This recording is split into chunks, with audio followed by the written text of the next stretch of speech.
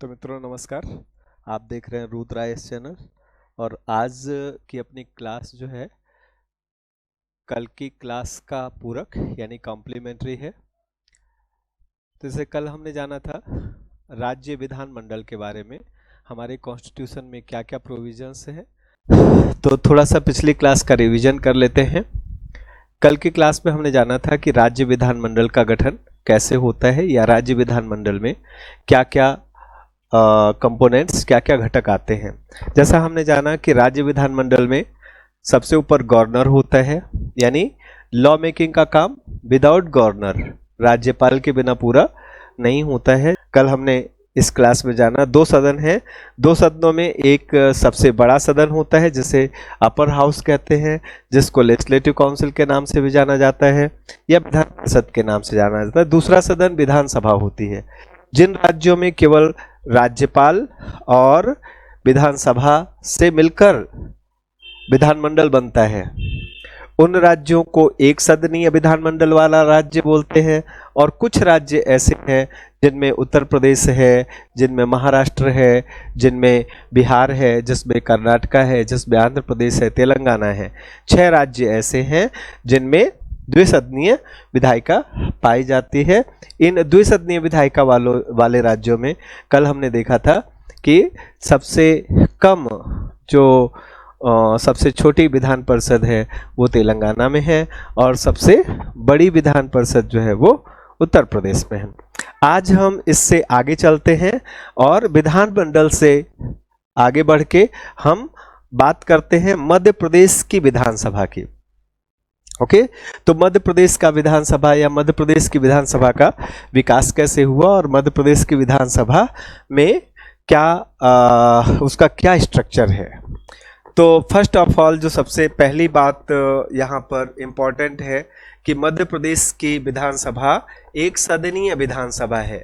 इसका मतलब मध्य प्रदेश का जो विधानमंडल है, स्टेट लेजिस्लेचर है एमपी का, वो राज्यपाल और एक सदन जिसे हम विधानसभा कहते हैं, विधानसभा से मिलकर बनता है। दूसरी बात होती है कि मध्य प्रदेश की जो विधानसभा है वो कहाँ स्थित है। तो आप जानते हैं कि मध्य प्रदेश की विधानसभा, वर्तमान विधानसभा जिसे हम नवीन विधानसभा या नई विधानसभा के नाम से भी जानते हैं, ये अरेरा हिल्स, ओके, यानी भोपाल की अरेरा हिल्स की पहाड़ियाँ हैं, अरेरा हिल्स हैं, वहाँ पर ये मध्य प्रदेश की विधानसभा स्थित है।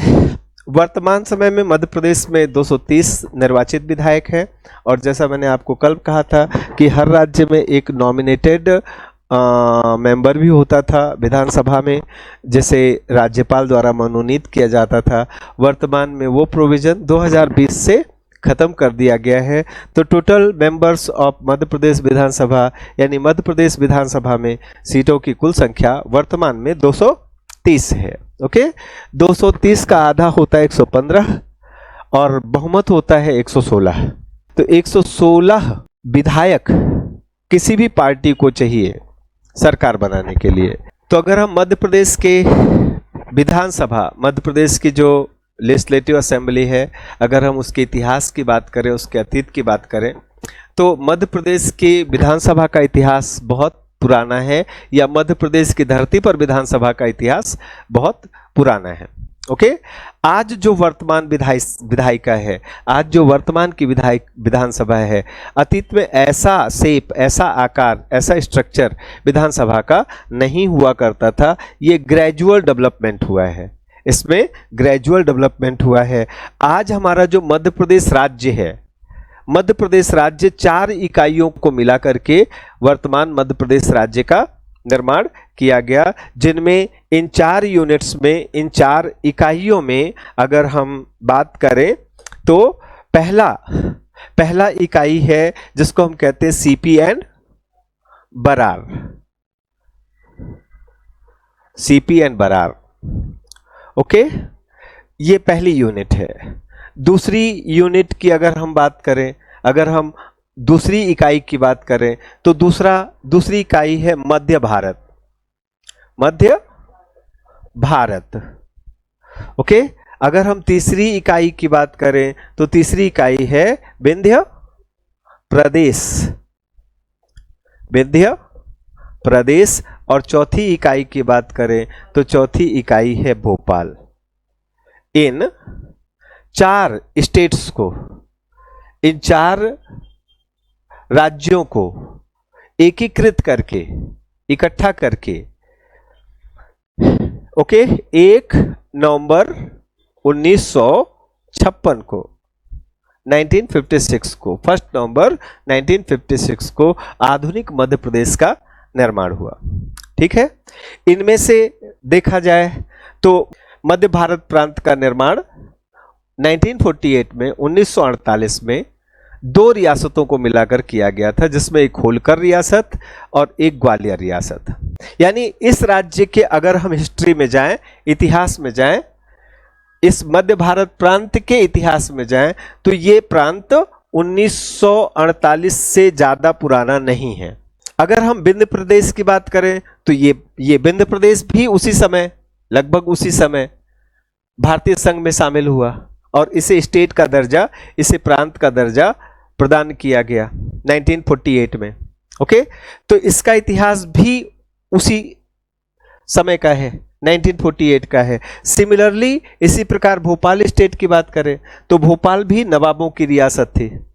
भोपाल रियासत भी 1948 में ही 1948 में भारतीय संघ में शामिल हुई और इसे सी स्टेट का दर्जा दिया गया, सी राज्य का दर्जा दिया गया। तो इसका इतिहास भी 1948 से ज्यादा पुराना नहीं है।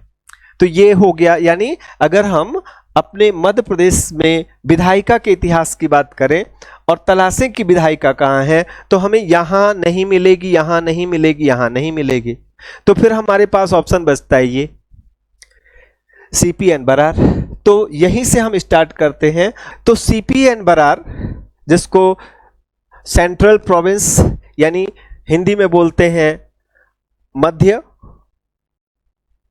प्रांत, ओके, तथा बरार, मध्य प्रांत तथा Berar, C for central, P for province and Berar.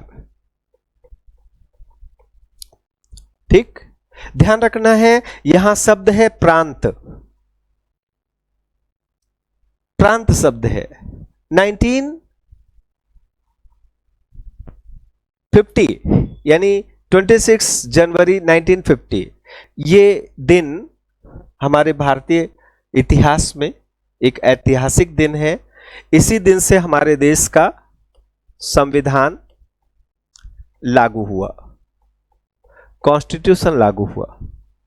ठीक, संविधान लागू होने से पहले यानी इस दिन से पहले हमारी शब्दावली में 2 शब्द थे। एक शब्द था प्रांत, जिसको इंग्लिश में कहा जाता था प्रोविंस, और एक शब्द था स्टेट, जिसे हिंदी में कहते थे रियासत। तो ध्यान रखना है कि 1950 से पहले, 1950 से पहले, ओके, 26 जनवरी 1950 से पहले अगर कहीं पर भी स्टेट शब्द का उल्लेख किया जाता है, ओके, तो उसका मतलब राज्य नहीं होगा, उसका मतलब रियासत होगा। नवाबों की रियासत होती थी, राजाओं की रियासत होती थी, राजाओं से भी बड़े स्टेट होते थे, महाराजाओं की स्टेट होती थी, या निजामों की स्टेट हुआ करती थी। आज जिस सेंस में हम स्टेट कहते हैं उसका मतलब होता था प्रोविंस। ओके, तो प्रोविंस कौन था? प्रोविंस था ब्रिटिश प्रोविंस, यानी अंग्रेजों के जो स्टेट्स होते थे, यानी ब्रिटिश इंडिया के जो स्टेट्स होते थे, उन्हें नाम दिया जाता था प्रोविंस या प्रांत। यहां पर है मध्य प्रांत। इस शब्द से ही ये क्लियर हो रहा है कि ये कोई राजाओं महाराजाओं का स्टेट नहीं था, ये देसी रियासत नहीं थी, ये ब्रिटिश प्रोविंस था। ये जो मध्य प्रांत और बरार है, कहां से आया? देखिए 1861, 1861। इससे भी अगर मैं थोड़ा सा पहले चलूं तो 1857, 1857, 1857 की क्रांति हुई। ये क्रांति अंग्रेजों के खिलाफ, जिसको हम प्रथम स्वतंत्रता संग्राम कहते हैं, प्रथम स्वतंत्रता संघर्ष कहते हैं, ये क्रांति पूरे भारत में ना सही तो कम से कम पूरे नॉर्थ इंडिया में तो ये क्रांति का बिगुल बजा। ओके, लेकिन हमारे बुंदेलखंड क्षेत्र में, बुंदेलखंड का जो इलाका था, बुंदेलखंड में क्रांति का इतिहास 1857 से भी पुराना है। बुंदेलखंड में क्रांति 1842 में हुई, 1842 में हुई। बुंदेलखंड की धरती को अंग्रेजों से आजाद कराने के लिए, बुंदेलखंड की धरती को अंग्रेजों से मुक्त कराने के लिए 1842 में बुंदेलखंड के जो रियासतदार थे, बुंदेलखंड के जो जमींदार थे, उन्होंने मिल करके, उन्होंने एकजुट होकर के, ओके, एक राजा थे जिनका नाम था राजा परीक्षित, एक जागीरदार थे जिनका नाम था जवाहर सिंह, ओके, एक नौयुवक जिसका नाम था मधुकर शाह, उनके भाई थे जिनका नाम था गणेश जो, ओके, एक बोधन दउआ, हृदय शाह जैसे नायकों ने मिलकर के एक योजना बनाई कि बुंदेलखंड के क्षेत्र को हम अंग्रेजों से मुक्त करेंगे। उस समय जो बुंदेलखंड का क्षेत्र था, इस बुंदेलखंड के क्षेत्र को अंग्रेजों द्वारा सागौर नर्मदा रीजेंसी कहा जाता था। सागौर नर्मदा, सागौर मतलब सागर, नर्मदा मतलब नर्मदा, सागौर नर्मदा, अंग्रेजों का दिया हुआ नाम था सागौर नर्मदा रीजेंसी। ठीक, 1942 का ये विद्रोह शुरू हुआ, 1942 में ये विद्रोह शुरू हुआ, सागर में हुआ, नरसिंहपुर में हुआ, जबलपुर में ये विद्रोह हुआ, इसके अलावा ये विद्रोह ललितपुर में हुआ, यानी पूरे बुंदेलखंड में विद्रोह की ज्वाला भड़क गई। और ये विद्रोह 1942 से लेकर 1957-58 तक चला। इस विद्रोह को हम बुंदेला विद्रोह कहते हैं। आगे चल करके ये बुंदेला विद्रोह 1857 की क्रांति से जुड़ गया। एक समय ऐसा आया भी जब अंग्रेज अफसरों के लिए बुंदेलखंड में रहना मुश्किल हो गया। पूरे सागर को अंग्रेजों से मुक्त करा लिया गया। लेकिन समय के साथ साथ इतिहास का पहिया घूमा और झांसी की रानी लक्ष्मीबाई युद्ध में लड़ते लड़ते शहीद हो गए। झांसी की रानी के शहीद होने के बाद यह बुंदेला विद्रोह कमजोर पड़ गया। एक एक करके लगभग सभी नायकों को या तो फांसी की सजा दे दी गई या भाग गए, अंडरग्राउंड हो गए, और फिर से इस पूरे क्षेत्र पर, बुंदेलखंड क्षेत्र पर अंग्रेजों का कब्जा हो गया। अब आते हैं 1861 पर। 1861 में जब अंग्रेजों ने इस पूरे क्षेत्र को विद्रोहियों से स्वतंत्र करा लिया, मुक्त करा लिया, तो इस क्षेत्र को अपना एक प्रांत बनाया, अपना एक प्रोविंस बनाया, और उस प्रांत का नाम रखा सागौर नर्मदा नागपुर प्रांत। 1864 में इस प्रांत में निमाड़ क्षेत्र भी शामिल कर लिया गया। आप जानते हैं निमाड़ का मतलब होता है खंडवा खरगोन। खंडवा और खरगोन भी इससे जोड़ दिया गया। खंडवा और खरगोन के जोड़ते ही ये क्षेत्र और बड़ा हो गया। नर्मदा जो सतपुड़ा बेल्ट है, वो नर्मदा सतपुड़ा बेल्ट भी इस क्षेत्र में, इस प्रांत में शामिल हो गया।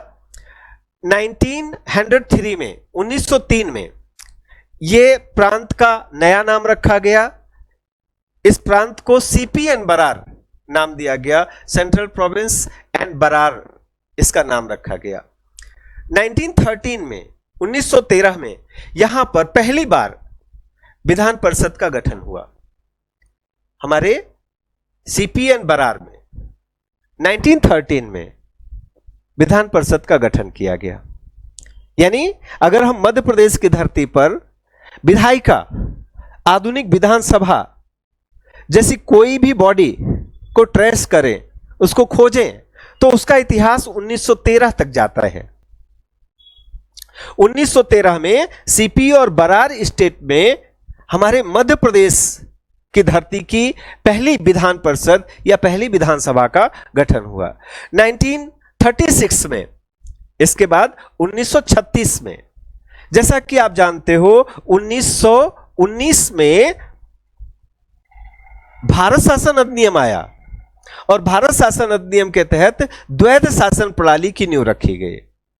डायरकी स्टैब्लिश किया गया स्टेट्स में। यह कहा गया कि प्रांतों की विधानसभा में कुछ जनता द्वारा निर्वाचित, जनता द्वारा डायरेक्ट इलेक्शन से निर्वाचित लोग विधानसभाओं में जगह प्राप्त करेंगे, विधानसभाओं में भाग लेंगे, विधानसभा की कार्रवाइयों में बैठेंगे। 1919 के भारत शासन अधिनियम में यह प्राविधान किया गया। उसके तहत हमारे सीपीएन बरार में जो इलेक्शन हुआ, सीपीएन बरार में जो चुनाव हुआ, उस चुनाव के जरिए राघवेंद्र राव को सीपी और बरार राज्य का प्रथम मुख्यमंत्री नियुक्त किया गया। लेकिन कब नियुक्त किया गया? 1936 में। यानी 1936 में हमारे मध्य प्रदेश को, हमारे मध्य प्रदेश के लोगों को, इस क्षेत्र के लोगों को, सागर, नर्मदा बेल्ट, नागपुर, निमाड़ क्षेत्र के लोगों को एक मुख्यमंत्री मिला। वो मध्य प्रदेश का पहला मुख्यमंत्री कहलाएगा, जिनका नाम था राघवेंद्र राव। ओके, सीपीएन बरार 1937 में फिर एक चेंज आया, एक बदलाव आया। 1935 का भारत शासन अधिनियम आ चुका था। 1935 के भारत शासन अधिनियम के तहत भारत के सभी प्रांतों में, जितने भी प्रांत थे, सभी प्रांतों में 1937 में इलेक्शन हुआ। 1937 में चुनाव हुआ। जब 1937 में चुनाव हुआ तो पहली बार विधानसभा द्वारा या विधानसभा में बहुमत प्राप्त कांग्रेस दल का मुख्यमंत्री बना। यानी कांग्रेस दल का मुख्यमंत्री नियुक्त किया गया नारायण भास्कर खरे को। मध्य भारत विधानसभा का इतिहास देखते हैं तो मध्य भारत इकाई की स्थापना ग्वालियर, इंदौर और मालवा रियासतों को, ग्वालियर, इंदौर और मालवा की जो रियासतें थी, उन रियासतों को मिलाकर के मई 1948 में की गई। ग्वालियर राज्य के सबसे बड़े होने के कारण वहां के जो तत्कालीन शासक थे, जिनका नाम था श्री शिवाजीराव सिंधिया, उन्हें मध्य भारत का आजीवन राज प्रमुख नियुक्त किया गया तथा ग्वालियर के पहले मुख्यमंत्री बने, यानी इस स्टेट के पहले चीफ मिनिस्टर बने श्री लीलाधर जोशी जी। जो मध्य प्रांत स्टेट था, वो इसे ए स्टेट का दर्जा मिला हुआ था। ए स्टेट का दर्जा होने का मतलब क्या हो जाता है? जब हम ए स्टेट का दर्जा वाले प्रांत की बात करते हैं तो इसका मतलब होता है कि यहां पर एक गवर्नर होगा, यहां पर एक राज्यपाल होगा, यहां की एक विधानसभा होगी, विधानसभा में बहुमत प्राप्त दल का एक मुख्यमंत्री होगा।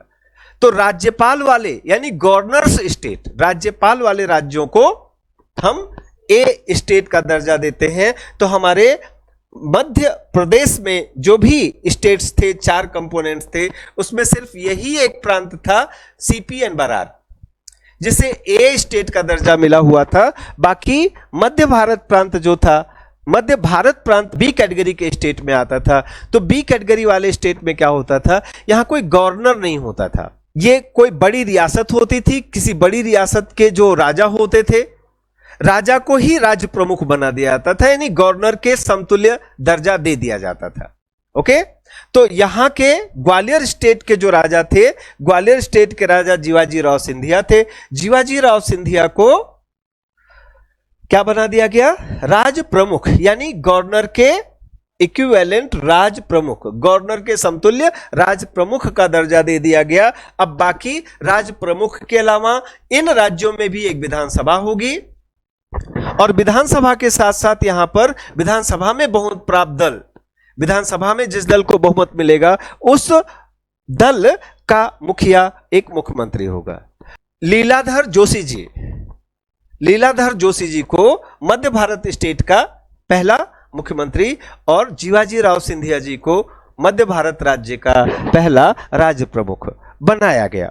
इस मंत्रिमंडल ने 4 जून 1948 को शपथ ली। इसके बाद 75 सदस्यीय 75 मेंबर्स थे इसकी विधानसभा में। मध्य भारत की विधानसभा में कुल 75 सदस्य थे। 75 सदस्यीय विधानसभा का गठन हुआ, जिसमें 40 प्रतिनिधि ग्वालियर राज्य के, 20 प्रतिनिधि इंदौर राज्य के और 15 रिप्रेजेंटेटिव अन्य छोटी स्टेट से चुने गए थे। इस विधानसभा ने 31 अक्टूबर 1956 तक काम किया, 31 अक्टूबर 1956 तक काम किया, यानी 1 नवंबर 1956 से एक दिन पहले तक काम किया। 1 नवंबर 1956 को हमारा नया मध्य प्रदेश राज्य अस्तित्व में आ गया। तीसरा, अगर हम भोपाल स्टेट की बात करें, भोपाल रियासत की बात करें, तो भोपाल स्टेट जो था वो सी कैटेगरी का स्टेट था।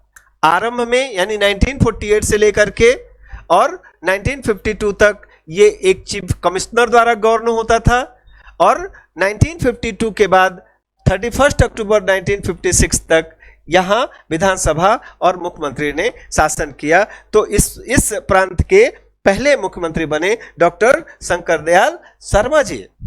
ठीक, डॉक्टर शंकरदयाल शर्मा जी बाद में चल करके हमारे देश के उपराष्ट्रपति और उसके बाद फिर देश के राष्ट्रपति के रूप में भी निर्वाचित किए गए। इसके बाद चौथा कंपोनेंट आता है विंध्य प्रदेश। विंध्य प्रदेश की स्थापना 4 अप्रैल 1948 को हुई। ओके, 4 अप्रैल 1948 से पहले यह प्रदेश रीवा स्टेट के नाम से जाना जाता था, रीवा स्टेट कहलाता था। 4 अप्रैल 4 अप्रैल 1948 को रीवा स्टेट का विलय कर लिया गया, किसमें? भारतीय संघ में। ठीक, ये स्टेट का विलय कर लिया गया। ठीक, जैसे अभी थोड़ी देर पहले मैंने ग्वालियर स्टेट की बात की कि राज्य प्रमुख होता था, उसी प्रकार इसे भी बी स्टेट का दर्जा दिया गया था, यानी राज्य प्रमुख वाला राज्य का दर्जा दिया गया था। तो राज्य प्रमुख वाले राज्य की अगर हम बात करें तो राज्य प्रमुख वाले राज्य में क्या होगा? एक राज्य प्रमुख होगा जो गवर्नर की जगह काम करेगा। गवर्नर की बजाय यहां पर एक राज्य प्रमुख होगा, और राज्य प्रमुख कौन होगा? रियासत का जो राजा है उसे ही राज्य प्रमुख बना दिया जाएगा, उसे ही राज्य प्रमुख का दर्जा दे दिया जाएगा, जब तक कि नई व्यवस्था लागू नहीं होती है। ओके, तो श्री महाराज मार्तंड सिंह जी रीवा स्टेट के अंतिम राजा थे, महाराजा मार्तंड सिंह जी। यही वो व्यक्ति हैं जिन्होंने रीवा में सफेद शेर खोजा था। ओके, व्हाइट टाइगर की खोज इन्होंने ही की थी, और खाली खोज नहीं की, इसके बाद इन्होंने व्हाइट टाइगर्स के प्रोटेक्शन के लिए, उनके कंजर्वेशन के लिए, उनके संरक्षण के लिए भी महत्वपूर्ण काम किया। और कैप्टन अवधेश प्रताप सिंह जी, कैप्टन अवधेश प्रताप सिंह जी, जिनके नाम से रीवा में एक विश्वविद्यालय भी है, अवधेश प्रताप सिंह विश्वविद्यालय। ओके, रीवा, समझे? ये इन्हें अवधेश प्रताप सिंह कैप्टन थे, सेना में कैप्टन थे ये। तो सेना में कैप्टन राजघराने से ताल्लुक रखते थे, राजघराने से इनका ताल्लुक था। इनके पुत्र अवधेश प्रताप सिंह जी के पुत्र मध्य प्रदेश के मुख्यमंत्री हुए, जो कि हम मुख्यमंत्रियों की क्लास में पढ़ चुके हैं। इनके बेटे का नाम था गोविंद नारायण सिंह जी। ओके, गोविंद नारायण सिंह जी। गोविंद नारायण सिंह जी ने संवित सरकार बनाई थी, यानी संयुक्त विधायक दल की गवर्नमेंट बनाई थी, संयुक्त विधायक दल की सरकार बनाई थी। ठीक, तो इन्हीं के पिता गोविंद नारायण सिंह जी के पिता या ध्रुव नारायण सिंह जी, जो कि भाजपा के आज वर्तमान में एक बहुत बड़े लीडर हैं, ध्रुव नारायण सिंह जी के दादाजी अवधेश प्रताप सिंह जी को विंध्य प्रदेश का पहला मुख्यमंत्री और महाराज श्री मार्तंड सिंह जी को विंध्य प्रदेश राज्य का प्रथम राज्य प्रमुख नियुक्त किया गया। ओके, 1950 में यह राज्य बा से सा श्रेणी में शामिल कर दिया गया। 1952 के बाद आम चुनाव में 1952 के बाद जब आम चुनाव हुआ तो यहां विधानसभा के लिए 60 सदस्य चुने गए। 60 मेंबर्स की यहाँ विधानसभा बनाई गई, जिसके अध्यक्ष थे श्री शिवानंद जी। 1 नवंबर 1956 को राज्य पुनर्गठन अधिनियम द्वारा यानी स्टेट रीऑर्गेनाइजेशन एक्ट के द्वारा इन चारों स्टेट्स को, इन चारों प्रांतों को एकजुट करके, इकट्ठा करके, यहां देख सकते हैं आप इस पिक्चर में। ओके, यहां पर अगर आप गौर फरमाएं आराम से, तो ये क्षेत्र जिसको मैं हाईलाइट कर रहा हूं, ये क्षेत्र, ये मध्य भारत है, ये मध्य भारत स्टेट है। ये छोटा सा मध्य भारत के पड़ोस में ये छोटा सा भोपाल स्टेट है। ओके, भोपाल राज्य है। इसके बाद ये बड़ा सा स्टेट जिसमें कुछ जिले बुंदेलखंड के हैं, मतलब इधर अगर हम देखें तो इधर ओरछा है, नेवाड़ी डिस्ट्रिक्ट है, उसके बगल में टीकमगढ़ डिस्ट्रिक्ट है, उसके बगल में छतरपुर डिस्ट्रिक्ट है, उसके बगल में इधर दमोह डिस्ट्रिक्ट आ जाएगा, इधर जाकर के आपका पन्ना आ जाएगा, सतना आ जाएगा, सीधी आ जाएगा, सिंगरौली आ जाएगा, और इधर नीचे रीवा आ जाएगा, और इधर नीचे शहडोल आ जाएगा। ये इतना बड़ा जो राज्य है ये विंध्य प्रदेश राज्य है। ओके, और फिर इसके बाद अगर आप और आगे देखें तो ये कितना बड़ा स्टेट, यानी जितने में ये 3 है उसका 3 गुना ज्यादा बड़ा ये था सीपीएन बरार। इसमें ये वाला हिस्सा निमाड़ था, ये वाला हिस्सा निमाड़ का हिस्सा था, ये वाला हिस्सा आज का छत्तीसगढ़ का हिस्सा है, ये वाला हिस्सा नर्मदा का हिस्सा था। ओके, ये वाला ऊपर वाला हिस्सा सागर का हिस्सा था। एक और बात मैं यहां पर अगर आप गौर करें तो अगर हमारे स्वतंत्रता संग्राम की बात करें, ओके, फ्रीडम स्ट्रगल की बात करें, तो देखें यहां पर, यानी यहां पर रियासत चलती थी, यहां पर राजाओं महाराजाओं का शासन चलता था यहां पर। ओके, यहां भी राजाओं महाराजाओं की रियासत थी, ये भी राजाओं महाराजाओं की रियासत थी, ये भोपाल, ये नवाबों की रियासत थी। तो इनमें स्वतंत्रता संग्राम का आपको कोई फुटस्टेप नहीं मिलेगा, यानी इन क्षेत्रों में आपको स्वतंत्रता संग्राम की कोई घटना नहीं मिलेगी। हमारे स्वतंत्रता, भारत की स्वतंत्रता का जो भी इतिहास है मध्य प्रदेश में, वो हमें इसी क्षेत्र में मिलेगा, क्योंकि हम स्वतंत्र होना चाहते थे। किससे? अंग्रेजों से, और अंग्रेजों का रूल इस क्षेत्र में था। भोपाल में आजादी की लड़ाई नहीं लड़ी जाएगी, ग्वालियर में आजादी की लड़ाई नहीं लड़ी जाएगी, ओके, इंदौर में आजादी की लड़ाई, दमोह में नीमच में, मंदसौर में आजादी की लड़ाई नहीं लड़ी जाएगी, क्योंकि ये हमारे ही देशी शासकों द्वारा शासित क्षेत्र थे। आजादी की लड़ाई जो लड़ी जाएगी, आजादी की लड़ाई की घटनाएं होंगी वो बैतूल में होंगी, आजादी की लड़ाई की घटनाएं होंगी वो जबलपुर में होंगी, आजादी की लड़ाई की घटनाएं आपको सिवनी में मिलेंगी, आजादी की लड़ाई की घटनाएं आपको छतरपुर में मिलेंगी, आजादी की लड़ाई की घटनाएं इधर आपके जो निमाड़ क्षेत्र में मिलेंगी। यहीं पर आपको स्वतंत्रता सेनानी मिलेंगे, यहीं पर आपको स्वतंत्रता नायक मिलेंगे। ओके, तो इस तरह से 1 नवंबर 1956 को 1956 को इन चारों यूनिट्स को जोड़ करके और एक नए राज्य का गठन किया गया, ठीक, जिस राज्य को नाम दिया गया क्या? मध्य प्रदेश। ये नया स्टेट मध्य प्रदेश स्टेट पड़ा, मध्य प्रदेश राज्य पड़ा 1 नवंबर 1956 को। इस तरह से जो मध्य प्रदेश की पहली विधानसभा बनी 1 नवंबर 1956 को अस्तित्व में आई, और इसका पहला अधिवेशन यानी पहला दिन जब इस विधानसभा में सदस्य बैठे जाकर के, मध्य प्रदेश की विधानसभा में जाकर बैठे, वो था 17 दिसंबर 1956। 1 नवंबर को हमारा स्टेट बना और 17 दिसंबर 1956 को ये विधानसभा का पहला सत्र शुरू हुआ, ठीक है। और ये सत्र 17 जनवरी 1957 तक चला। कब से? 17 दिसंबर से लेकर 17 जनवरी तक, यानी ठीक ठीक एक महीने का पहला सेशन मध्य प्रदेश की विधानसभा का रहा। तो इस विधानसभा का कार्यकाल एक ही माह का था, बहुत छोटा था। ये पहली विधानसभा 5 मार्च 1957 को ये विधानसभा को भंग कर दिया गया।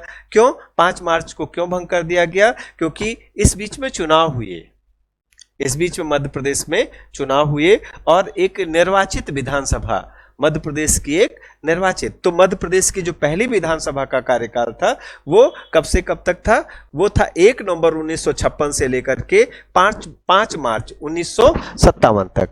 नवंबर, दिसंबर, जनवरी, फरवरी, मार्च, यानी 5 महीनों का पहली विधानसभा का कार्यकाल रहा। इसके बाद 57 में चुनाव हुआ और दूसरी विधानसभा 1 अप्रैल 1957 को गठित की गई।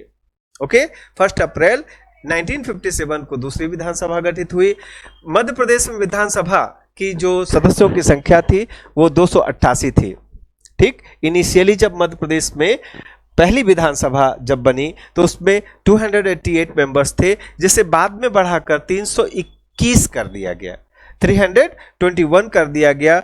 इस 321 में एक नॉमिनेटेड मेंबर भी शामिल था गवर्नर द्वारा। ओके, तो कुल मिला के निर्वाचित सदस्यों की संख्या 320 थी। 1 नवंबर 2000 को मध्य प्रदेश राज्य का विभाजन हुआ और विभाजन के फलस्वरूप जो है एक बहुत बड़ा हिस्सा मध्य प्रदेश राज्य का एक बहुत बड़ा हिस्सा चला गया छत्तीसगढ़ में। इधर ये वाला हिस्सा पूरा, ये वाला पूरा हिस्सा चला गया छत्तीसगढ़ में। ये एक नया स्टेट बन गया, ये एक नया राज्य बन गया छत्तीसगढ़, और अब ये हो गया हमारा मध्य प्रदेश। तो अब विधानसभा सीटें भी बढ़ गई राज्य के विभाजन के साथ, राज्य के विभाजन के साथ विधानसभा सीटों का विभाजन हो गया। तो सीटों के विभाजन के बाद ठीक 320 से 320 से कम होकर के मध्य प्रदेश विधानसभा में सीटों की संख्या 230 हो गए। 230 प्लस 1, इधर 320 प्लस 1, 320 से 230 हो गई। याद रखना कोई बहुत मुश्किल नहीं है, सिर्फ 2-3 का खेल है। ओके, सिर्फ किसका खेल है? 2-3 का खेल है। ऑब्वियसली जब बड़ा राज्य होगा तो 3 पहले आएगा, तो 320, और राज्य छोटा हो जाएगा तो 2 की जगह 3 आ जाएगा, 3 की जगह 2 आ जाएगा, तो हो जाएगा 230। ओके, यानी 230, 320। मध्य प्रदेश और छत्तीसगढ़ संयुक्त विधानसभा, दोनों राज्यों की कुल विधानसभा सीटों को, मतलब अविभाजित मध्य प्रदेश में विधानसभा सीटों की संख्या 320, और जब विभाजित मध्य प्रदेश हो गया तो 230। ठीक है, तो इस तरह से ये हमारी नई विधानसभा का गठन हुआ, जिसमें 231, जिसमें एक नामित सदस्य भी शामिल था। जैसा मैंने अभी आपको बताया, ये विधानसभा बन गई। अब फिर वही क्वेश्चन आता है, ये कहां काम करेगी, ये कहां बैठेगी? ये सस्पेंस रहने दीजिए, आगे इसी वीडियो में हम आपको बताएंगे। लगातार इसको देखते रहिए। ओके, हम बात कर लेते हैं सारी विधानसभाओं का जो टेन्योर रहा। पहली विधानसभा जैसा आप जानते हो 1 नवंबर 1956 से 5 मार्च 1957 तक 5 महीने के लिए। फिर इसके बाद 1 अप्रैल 1957 से 5 साल के लिए 1 मार्च 1962 तक। मतलब हम लास्ट में देख ले तो 57 से 62 तक, फिर 62 से 67 तक, 67 से 72 तक। ठीक, 67 से 5 साल, 72 से 5 साल, 77 तक, मतलब 72 से 5 साल, 77 तक। इसके बाद फिर 6th विधानसभा 77 से 80, 77 से 80। पहली बार आपको यहां दिखाई दे रहा है 6th विधानसभा। ठीक, एक अगर हम इसको निकाल दें, क्योंकि औपचारिक दृष्टि से ये कोई विधानसभा नहीं थी, राज्य पुनर्गठन के तुरंत बाद ये एक तात्कालिक व्यवस्था थी 4-5 महीने के लिए, जब तक कि चुनाव नहीं हो जाता।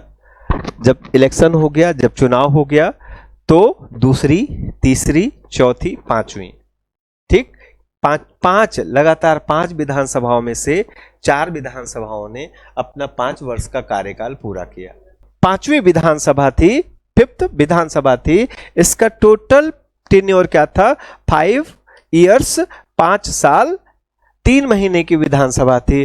3 महीने इमरजेंसी के कारण, इमरजेंसी लगा होने के कारण 3 महीने राज्य में राष्ट्रपति शासन लगाया गया और फिर इसके बाद इलेक्शन कराया गया, चुनाव कराया गया। क्योंकि देखिए अप्रैल 77 में विधानसभा का कार्यकाल खत्म हो गया। अब इसी समय, मतलब इस समय देश में इमरजेंसी चल रही थी, इमरजेंसी में चुनाव हो नहीं सकता था। तो अब गौर कीजिए, 6वीं विधानसभा कब आ रही है? वैसे आनी चाहिए थी, कब आनी चाहिए थी? 30 के बाद 1 मई से आनी चाहिए थी, लेकिन 1 मई के बाद, 1 मई के अलावा 23 जून से आ रही है। तो इस बीच में यहां मध्य प्रदेश में विधानसभा का चुनाव करवाया गया। तो ये कितने साल चली? 77, 77, 78, 79, 80, मतलब 77 से 78, 3.5 साल की विधानसभा रही। इस बीच में यहां जनता पार्टी की सरकार रही।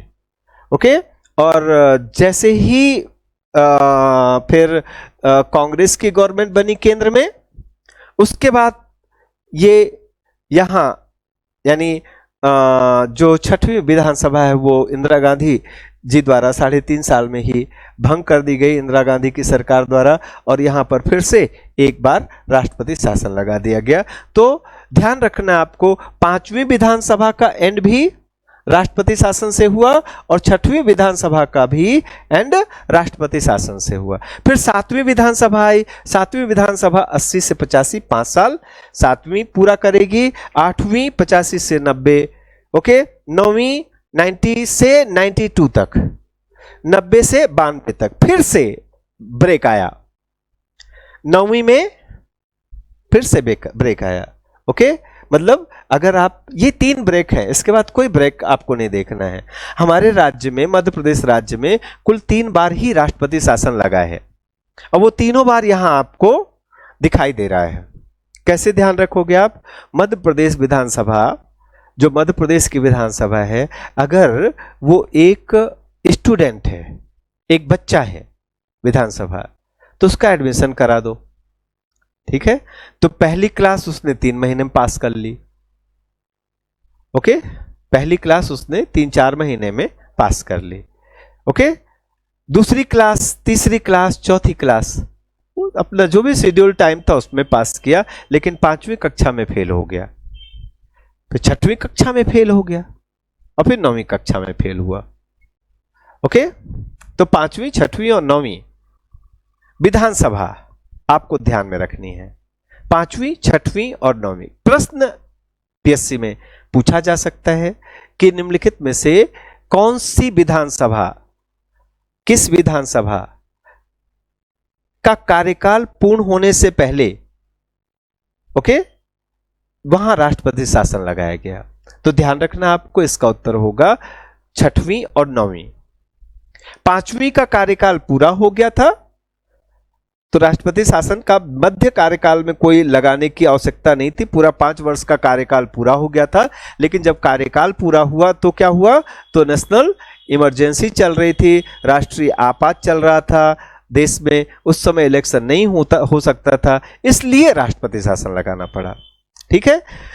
अब इसके बाद फिर 93 से 5 साल, 98, इसके बाद 98 से 2003, 2003 से 2008, 2008 से 2013, 2013 से 2018, 2018 से 5 साल, 2023 से अभी चल रही है, ओके। तो इसमें अगर मैं एक और जोड़ दूं तो अभी जो हमारी विधानसभा चल रही है 16वीं विधानसभा चल रही है, ओके।